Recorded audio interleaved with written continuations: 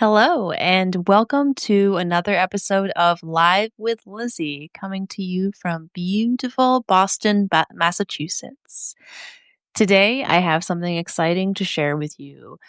I have been working on a new, shorter chapbook titled Shake the House, and the print proof arrived in the mail today.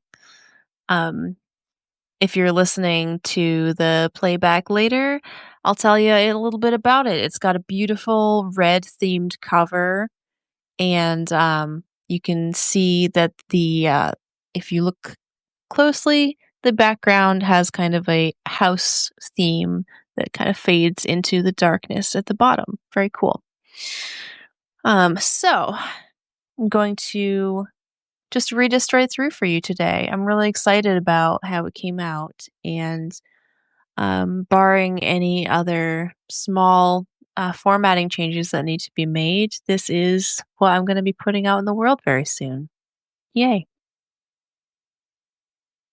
So, this is Shake the House. Prologue. Canaan Road.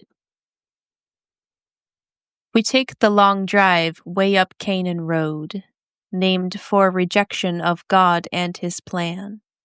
We listen to the rattle of our bones in silver 90s Lumina sedan.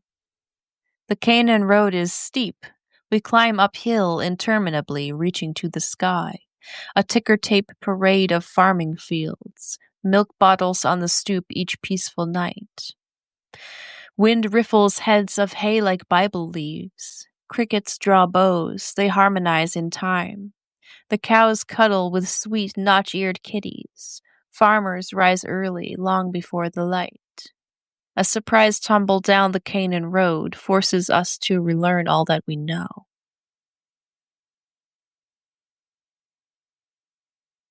Part 1.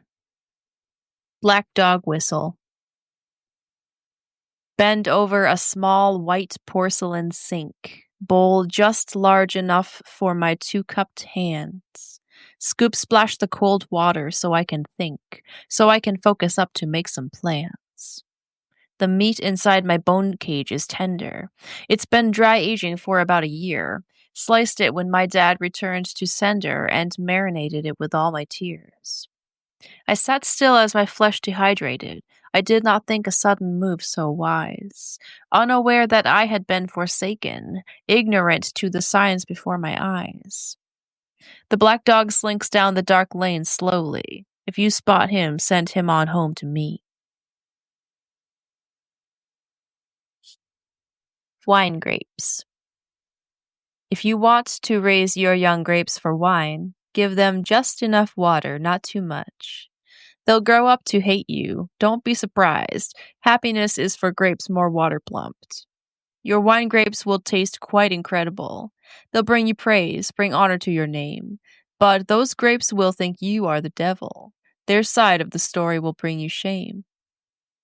If you tell wine grapes that healthy bodies are for those lesser souls with weaker will, they'll believe you because in you they see a role model, parental needs fulfilled. How you treat your wine grapes is up to you. Just know that someday they will tell the truth. Bite the dust. Born second in the chain, the double take, from ego, desirous of tiny toes.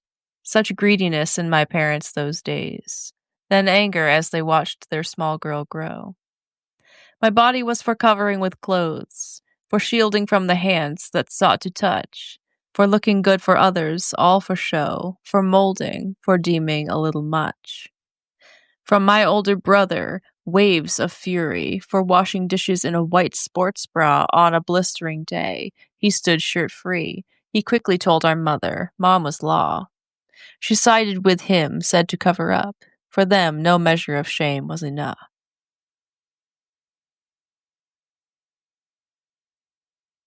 More time. My dad died early from a heart attack. The nights when I feel acid creeping high are fearful moments, torture on the rack. The question always, is today my time? He exercised, body healthy and brisk. He was active his whole tour on this earth. The early blade of fate slipped through his ribs, and now he rests inside forgiving dirt.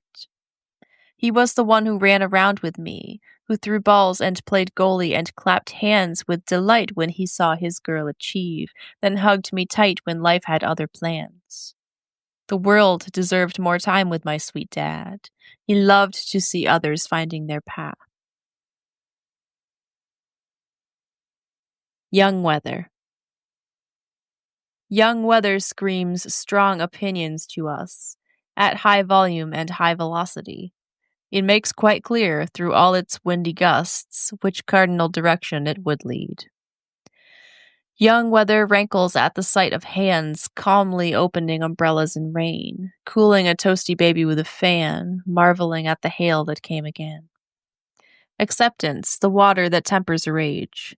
It comes in piecemeal droplets, torrential, not all at once, like if I got my way and what each day contained somehow made sense. Young Weather hammers fists against windows. It cannot understand how to hear no. Part 2. For those just joining, this is my new chapbook. Yay! Shake the House is a little shorty chapbook that I'm working on, and the print proof arrived today, so I'm sharing it with you. Aster. I outran COVID for almost 5 years, but when I paused to take a water break, she found a way to come close, to draw near, to enter me, to take what's hers to take. I guess I should feel some small gratitude that I got it at this time in this way, not when we had just no clue what to do, when breathing might not come by end of day. Foolish to think I could run my whole life, never prey to human experience. Perhaps this means one day I'll be a wife, which also seems a faint, far-reaching chance. My feet flew, but the virus was faster. The final flower left is the aster. Blood on the sidewalk. Men hosing blood from the morning sidewalk outside the classy joint where I tend bar. As I approach, routine punching of clock swims hazy before me. I'm seeing stars.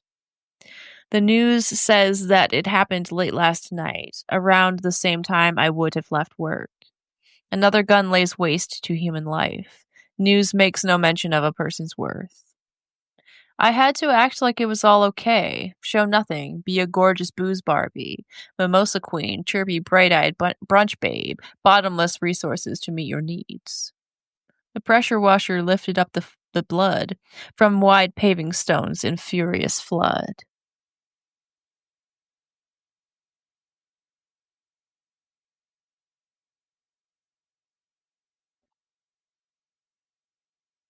Dilaudid. It feels like never hearing the word no, like it's the good mother you should have had.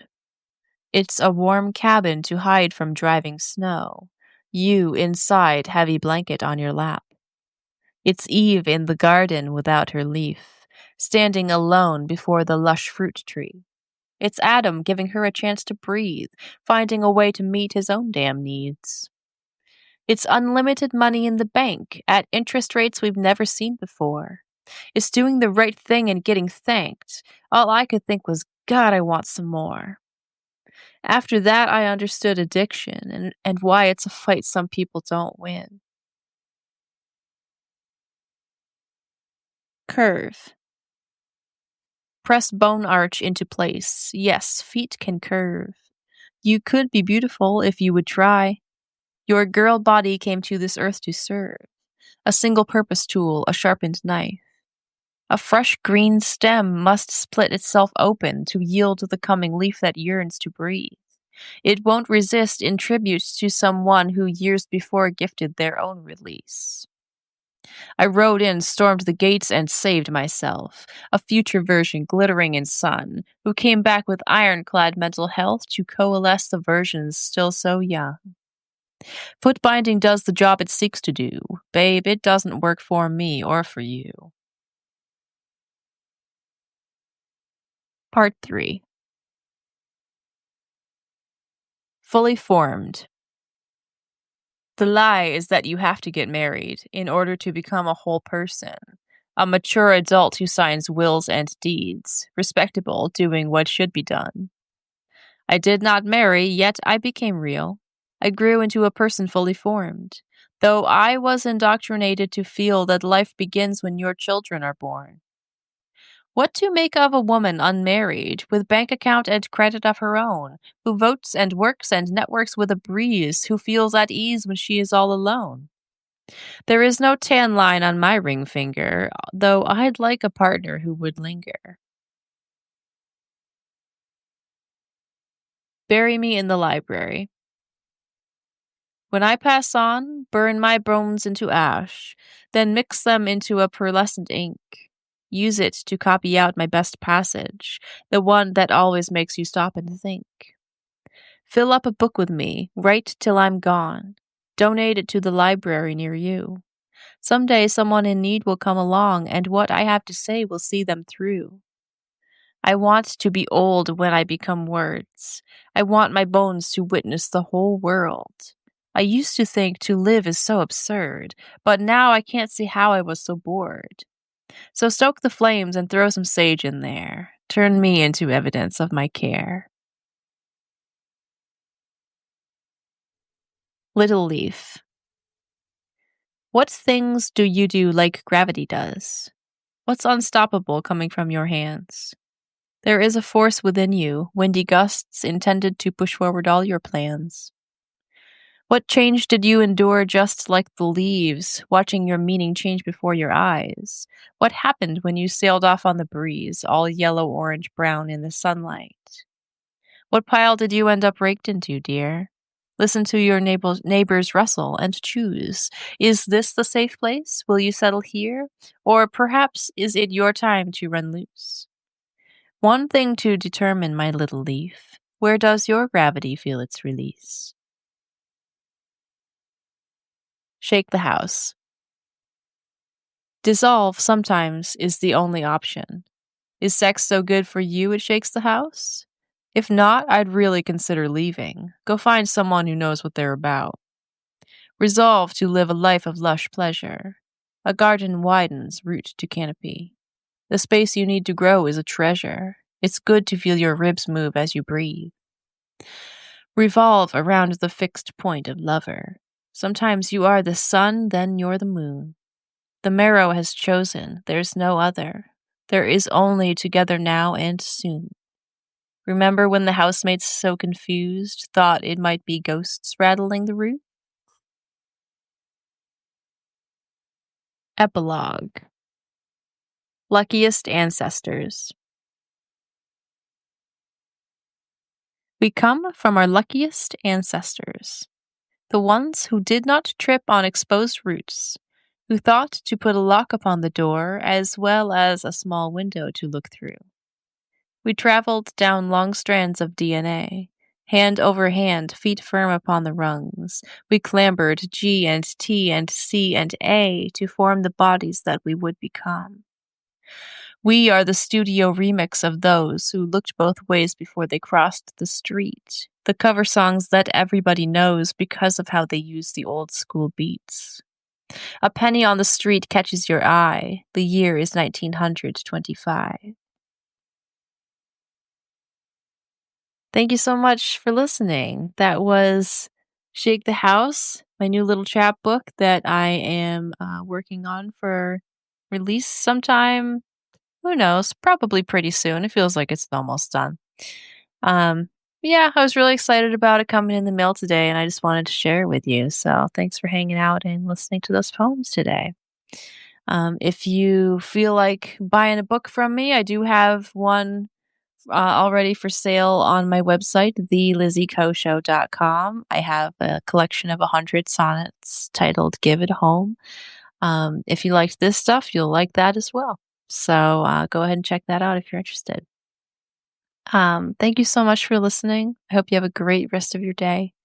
And I'll see you next time for another episode of Live with Lizzy. Bye.